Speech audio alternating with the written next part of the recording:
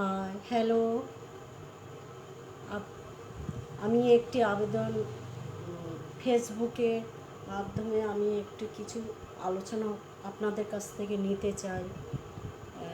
কিছু আলোচনা এবং শুনতেও চাই। আমি এই 3 মাস ধরে আমি কতগুলি গান, রবীন্দ্রনাথের গান আমি স্টার্ট করেছি নতুন ইউটিউব থেকে। সেই ইউটিউবে এখন আপনারা যদি কেউ আছেন, থাকলে একটু আমার সাথে একটু কন্ট্যাক্ট করুন,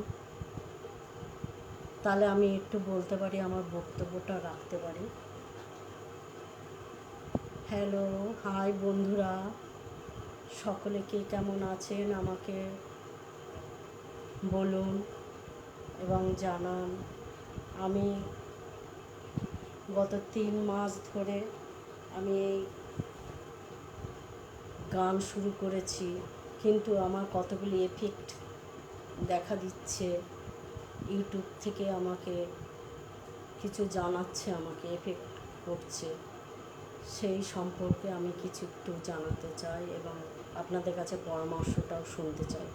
কেউ যদি আমাকে হেল্প করেন, তাহলে কেউ আমার সঙ্গে এবং সাথ দিতে পারে। আমি লাইভে এসে আপনাদের সঙ্গে একটুখানি কথা বলতে চাই। Hello, hi friends.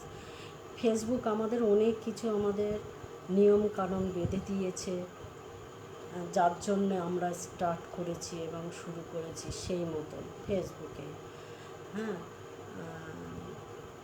বলেছে সবার সাথে একসাথে পাশাপাশি থাকতে হবে, একসঙ্গে থাকতে হবে এবং সবার সাথে আদান প্রদান, সুন্দর একটা ভালোবাসা গঠন দিয়ে সুন্দর রিয়্যাক্ট দেখাতে হবে।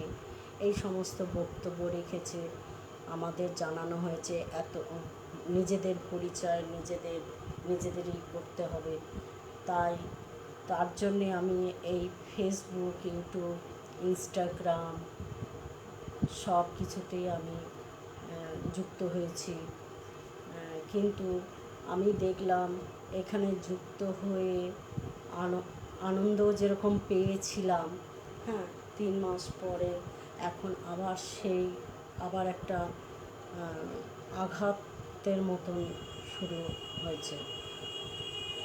আঘাত বলতে কীরকম, খুব কষ্ট পেলাম এই ইউটিউবেও যে আমি কাজ করছি এই দীর্ঘ বেশি দিন না, নতুন আমি ইউটিউবে এসেছি, নতুন ক্রিয়েটার। এখন আমি গান শুরু করেছি, কতগুলি রবীন্দ্রসঙ্গীত। সেই রবীন্দ্রসঙ্গীতের উপরে শিল্পীর তো কোনো জাত হয় না, না এখন। তো সেই শিল্পী সে কী করবে, তার যারা যারা আমাদের উপরে রয়েছে সিনিয়র সব শিল্পীরা, হ্যাঁ, এখন তাদের আমি আমার মতন গাইছি, আমার হারমোনিয়াম নিয়ে আমি গাইছি। হ্যাঁ, গান সবাই করতে পারে, একটা টিয়া পাখিও পর্যন্ত গান গাইছে, তাই না? কাকাতুয়াও গাইছে। তা সেইটাই বলছিস, তারাও কিন্তু শিল্পী। এই যে টিয়া পাখি গাইছে, কাকাতুয়া গাইছে, ময়না গাইছে, তা এরাও কিন্তু শিল্পী। আজ কুকুরেও কিন্তু গাইছে। আমি সেইটাই বলি যে আমি এই হারমোনিয়াম নিয়ে গাইছি। এখন এই হারমোনিয়ামের সেই ইউটিউব থেকে আমাকে জানাচ্ছে যে এই হারমোনিয়াম করতে হবে, এর কোম্পানির নামটা জানতে হবে। কারণ এই হারমোনিয়ামটা আমার শ্বশুরমশাই এইটা তৈরি করেছিলেন। এখন এটা তো জানি না, এটা আমার শ্বশুরমশাইয়ের এই হারমোনিয়াম। এখন এই হারমোনিয়ামটা কোন কোম্পানির থেকে, কোম্পানি তো না, এই সাধারণ যারা মিস্ত্রি তারাই তৈরি করে। হারমোনিয়াম তো কোনো আগে কোম্পানি ছিল না, এখন হয়তো কোম্পানি এসেছে। এখন এর কোম্পানিটা আমি কি করে বলবো বলুন তো, এর তো আমি কিছু পাচ্ছি না। আমার খুব মানে কি বলবো, কষ্টও লাগছে যে আমি এত কষ্ট করে গান করলাম এই 3 মাস ধরে, যে যাক একটা সুযোগ দিয়েছে, সুযোগের অবহেলা করব কেন? কিন্তু এই সমস্ত বলছে হেমন্ত মুখার্জি, উনি বড় শিল্পী, তানাকে তো মানে কি বলবো, সুচিত্রা মিত্র, সর্বাণী, সুচিত্রা মিত্র, তারপর সুবীর সেন, কিশোর কুমার, এনাদের গান আমরা গাইতে পারবো না। টিয়া পাখি পর্যন্ত গাইছে, আমরা গাইতে পারবো না। তাতে বাধার সৃষ্টি করছে কিসে? কপিরাইট পড়ে যাচ্ছে।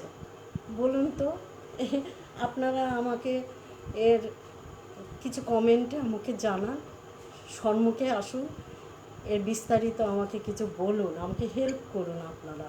আমি এখন কি করব? আমার প্রায় 3 মাসের মধ্যে আমি প্রায় 80খানা গান গেয়ে ফেলেছি, 80টা গান গেয়ে ফেলেছি। এখন এই 80টা গান তো সবই তো রবীন্দ্রনাথ আছে, নজরুল গীতিও আছে, অতুল প্রসাদেরও গান আছে, শ্যামাসঙ্গীতও আছে। এখন ছোটদের বাচ্চারও গান গেয়েছি।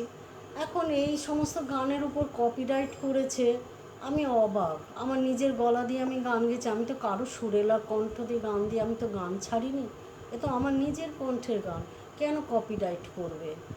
এটাই হচ্ছে, আমি তাই ইউটিউবকেও আমি এই লাইভে এসেছি এই কারণে, আমি ইউটিউবকেও আমি অনুরোধ করছি, আপনারা কি চাইছেন আমি তো জানি, কিছু কিছু চাইছেন আমার কাছ থেকে, হয়তো কিছু দিতে হবে, একটা মানি ফিক্সড একটা দিতে হবে, অ্যাড যুক্ত করতে হবে কিছু, কিন্তু আমি তো এখন অ্যাড করতে পারবো না। আমি আগে দাঁড়াই, এই ইউটিউবে যখন আপনারা সুযোগ দিয়েছেন, ফেসবুকে সুযোগ দিয়েছেন, আমি হ্যাঁ, হাই, হ্যাঁ, ললিতা, ললিতা হালদার ওয়াচিং। তুমি কিছু বলবে ললিতা?